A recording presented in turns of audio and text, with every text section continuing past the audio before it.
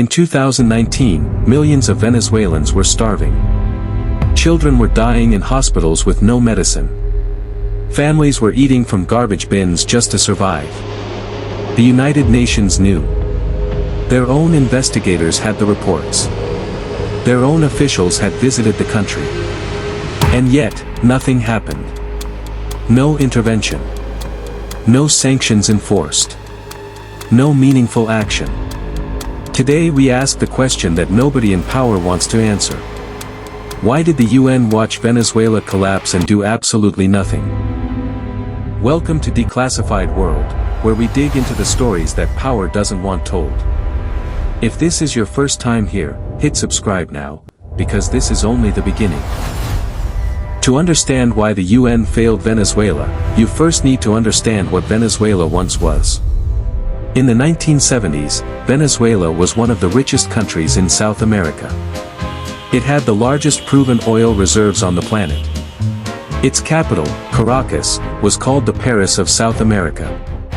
A city of wealth, culture, and ambition. But underneath that wealth was a time bomb. An economy built entirely on oil. A political system rotting from the inside. And a population about to be used as a political weapon. Then in 1999, one man changed everything. Dramatic pause.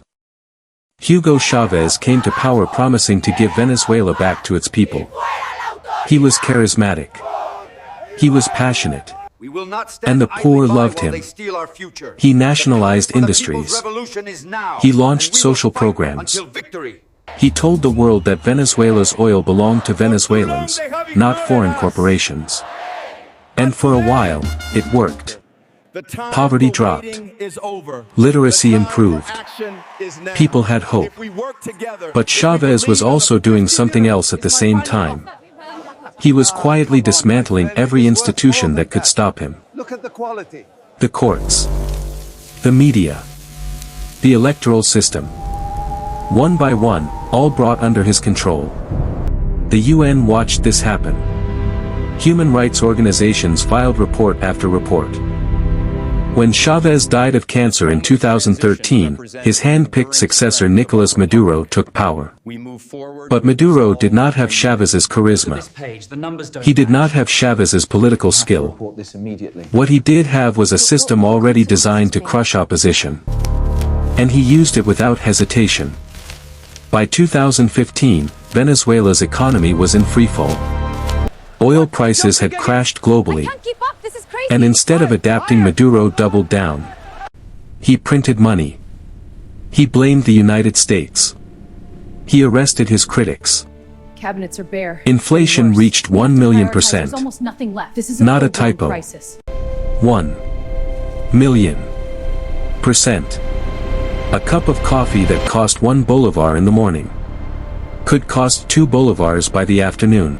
By 2018, the United Nations could no longer ignore what was happening.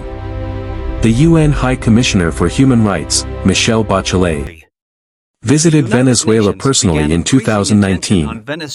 What her team found was devastating. Extrajudicial killings by government security forces. Torture in detention centers. Systematic starvation used as a tool of political control. Over 4 million Venezuelans had already fled the country. The largest refugee crisis in Latin American history. Her office published a detailed report. The evidence was clear. The crimes were documented. The world had the receipts. So what did the UN do? Here is where the story gets uncomfortable. The United Nations is not designed to be a world government.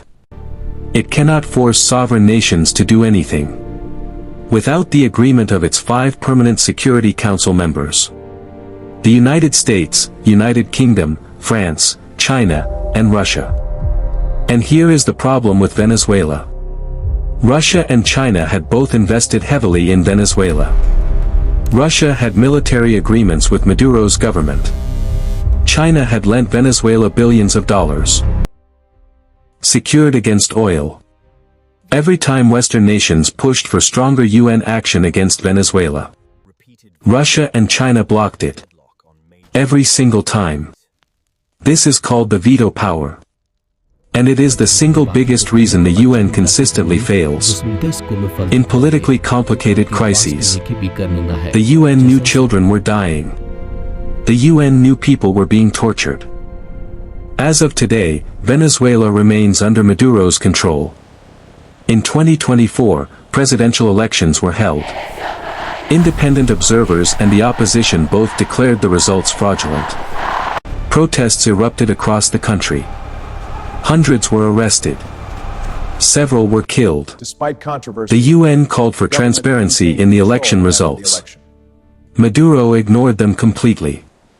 And once again, no meaningful action followed. The same cycle. The same pattern. Report. Statement. Silent. The story of Venezuela is not just a story about one country's collapse.